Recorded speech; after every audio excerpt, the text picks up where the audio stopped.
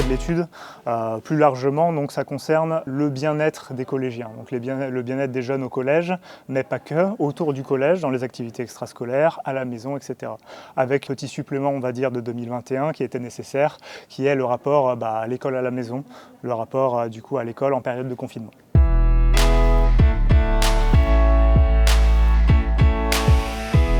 On voit que par rapport à 2008-2013, les principaux indicateurs n'ont pas tellement bougé, donc les cartes n'ont pas vraiment été rebattues.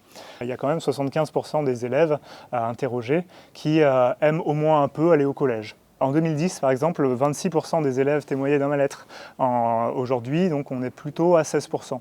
En 2008-2010, 50% des élèves témoignaient être exposés à de la moquerie, à des insultes, à des violences physiques.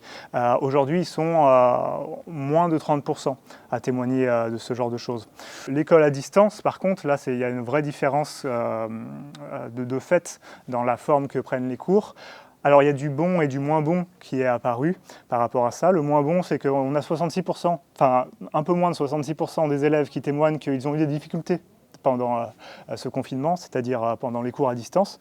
Par contre, ensuite, on leur pose une question que moi je trouve intéressante, c'est la question de l'école idéale. Quelle serait pour toi l'école idéale, en fait, entre présentiel, distanciel, etc. Et on va avoir 44% d'élèves qui disent moi, je veux une école 100% présentielle. C'est-à-dire qu'il y a quand même un attachement à ce collège, il y a un attachement. 44%, et de l'autre côté, on a 43%, 44 qui disent moi je veux du présentiel plus du distanciel, une école un peu hybride.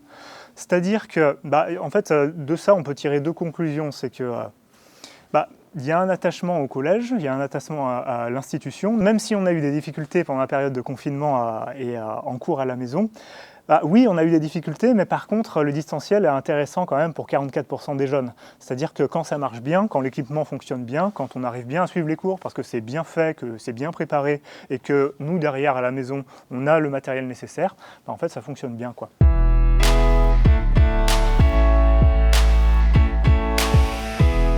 L'intérêt que porte cette étude, et en termes de pistes de réflexion, c'est sur le contexte exceptionnel, qui met en avant des choses qu'on n'aurait pas vu en fait sans ça, c'est-à-dire que c'est pas la même chose de se prononcer quand admettons je suis collégien, c'est pas la même chose de me prononcer sur mon collège quand je suis immergé 100% dedans sur toute la semaine, par rapport à si on m'enlève du collège de manière exceptionnelle pour des conditions de cours différentes. On n'aurait pas eu des chiffres qui attestent autant d'un attachement au collège dans des conditions un peu normales.